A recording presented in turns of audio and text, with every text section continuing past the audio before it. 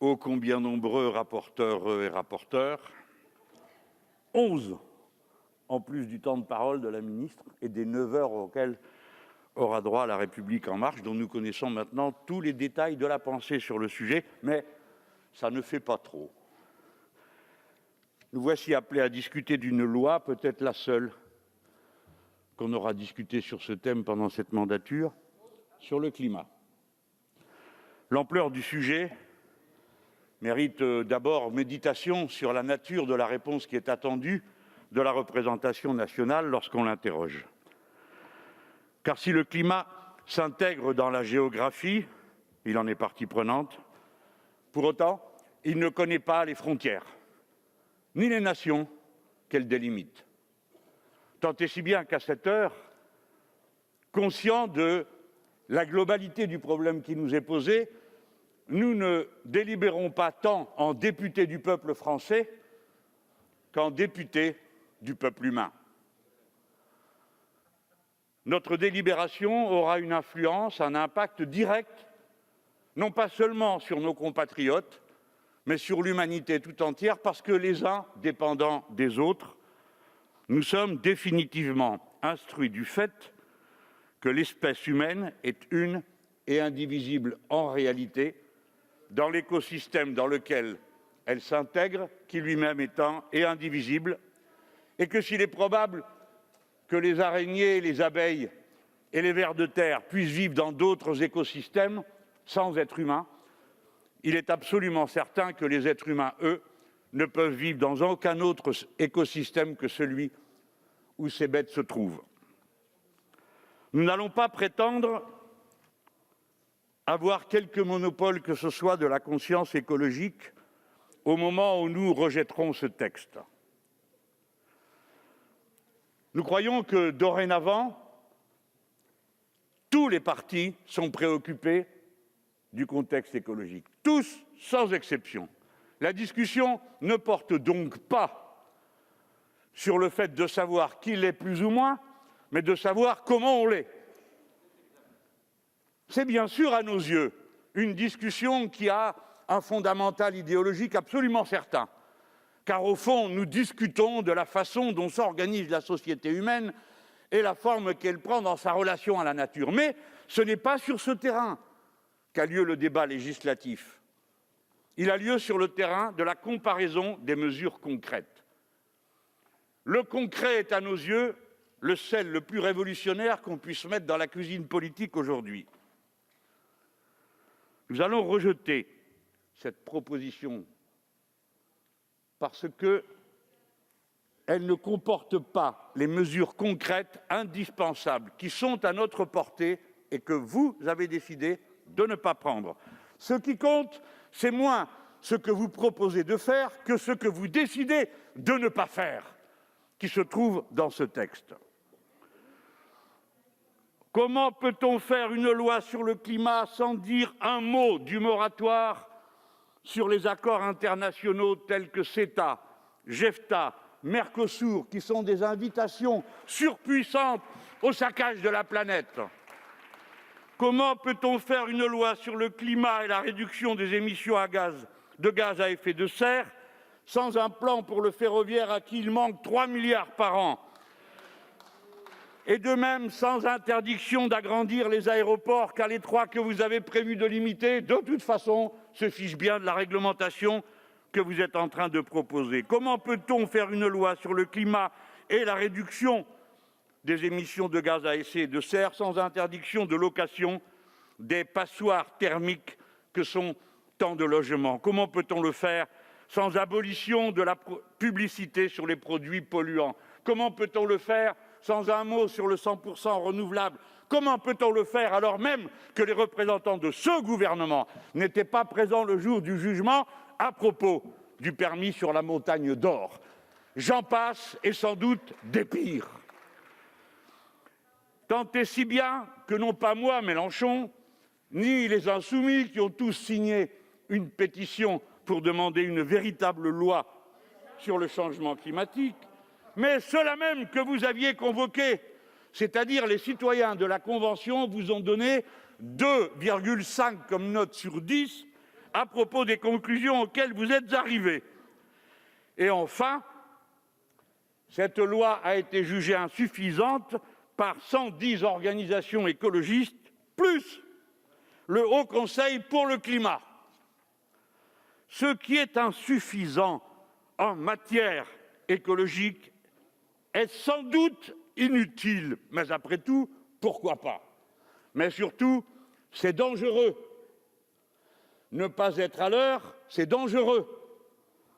Car le changement climatique, le moment écologique est placé sous le signe de l'urgence. Le changement climatique est commencé. Nous sommes certains de passer à plus 1,2 degré d'élévation de la température depuis le début de l'ère industrielle. Nous sommes dans la 6e extinction des espèces et donc la réduction drastique de la biodiversité. 1 million d'espèces menacées. L'élévation du niveau des océans est commencée et nous savions tous que cela se poserait car dès la convention COP21 à Paris, les représentants des États iliens étaient venus protester contre le fait que le document qu'on leur proposait ne les protégeait pas du fait que leur nation serait rayée de la carte par la montée des eaux si l'on en restait à l'élévation de la température prévue. Et c'est parce qu'ils sont intervenus de cette manière que les dirigeants français ont compris qu'il fallait prendre l'initiative de changer le niveau de l'élévation de la température proposée par la COP21. Pourtant, à la sortie, nous avons tous vu que dans les documents d'engagement des États, ce n'était pas 1,5 degré qu'ils prévoyaient pour eux-mêmes, mais plus 3,5. Autrement dit, la consommation assurée de la catastrophe. Des dizaines d'îles sont déjà englouties, 12 000 le seront prochainement. Il y a déjà 25 millions de réfugiés climatiques dans le monde. Il y en aura 250 millions d'après l'ONU. Tant et si bien que c'est cette urgence qui frappe à notre porte n'a rien d'idéologique, elle est concrète. Quand des masses humaines se mettent en mouvement parce qu'il n'y a plus d'eau dans le lac Tchad, quand des masses humaines se mettent en mouvement parce qu'ici ou là, la montée de la mer fait que les terres sont acidifiées, il n'y a plus aucune raison ni frontière qui tient contre la faim, la soif et la volonté de protéger sa famille et ses enfants. Les gens se déplacent, ignorant les frontières, ignorant les règles, et par conséquent provoquent des tohu-bohu géopolitiques que nous aurons tous à affronter. Tout cela, ce n'est pas de l'idéologie au sens strict dans notre débat entre nous, c'est du concret. Que faisons-nous concrètement pour porter notre action au niveau? C'est-à-dire, est-ce que nous assumons, oui ou non, et une bonne fois, que l'humanité et la planète tout entière est entrée dans une ère nouvelle?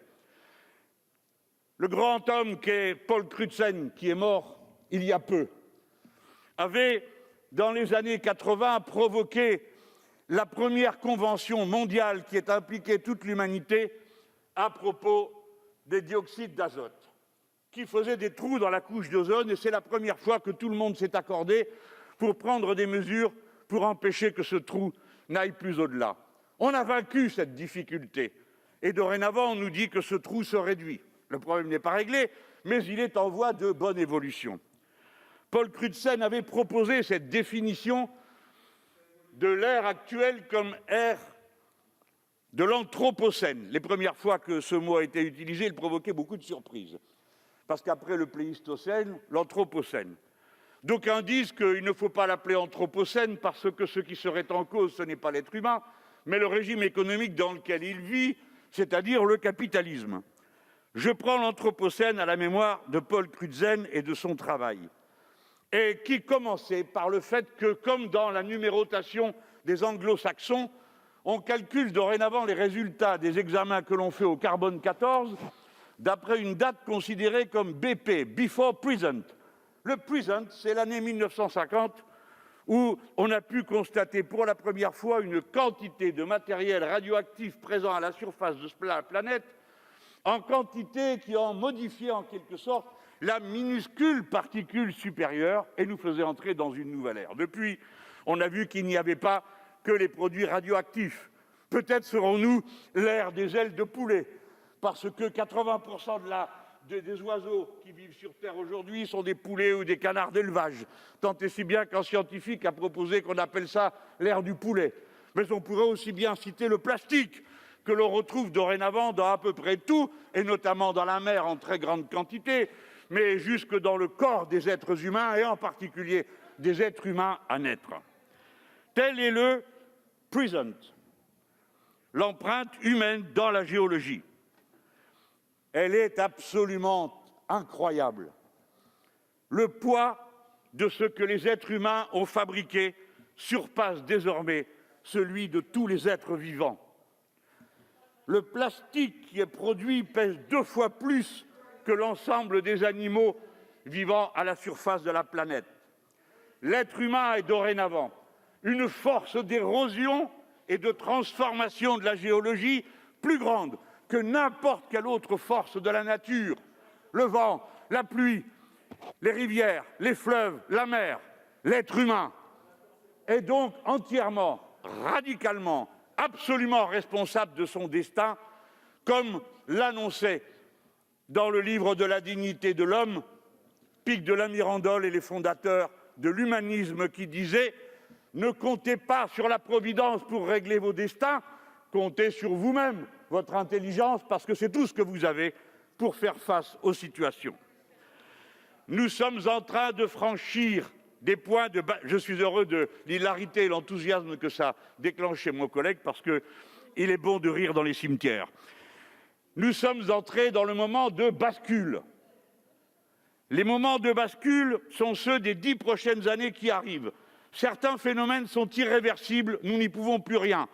Vous avez cité tout à l'heure, madame, l'événement de la vallée de la Roya, et je vous approuve, parce que l'évaporation de la mer Méditerranée, qui est une sorte de lac avec une ouverture de seulement 13 km sur l'océan mondial, se déroule plus vite que les autres mers du monde, tant et si bien que pour chaque degré supplémentaire, c'est 7% de pluie supplémentaire qui arrive et de condensation. Si bien que toute la façade est condamnée à des chutes d'eau torrentielles que ni la nature, qui n'était pas prévue pour ça à ce moment-là, ni les installations humaines ne sont capables d'amortir.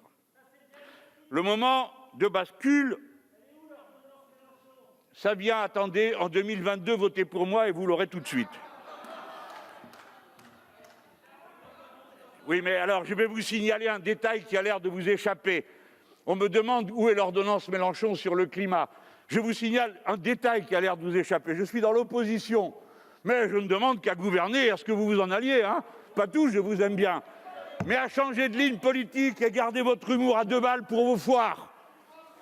Le moment de bascule, c'est celui où la fonte de la calotte glaciaire de l'Antarctique et du Groenland modifie le tapis roulant des mers, le Gulf Stream, en sorte que toutes les civilisations qui sont le long de ce tapis roulant, depuis les Amériques, en Afrique, en Europe, avec les animaux, les cultures et tout ce qui s'y attache, tout est menacé, tout est transformé, tous les repères sont changés.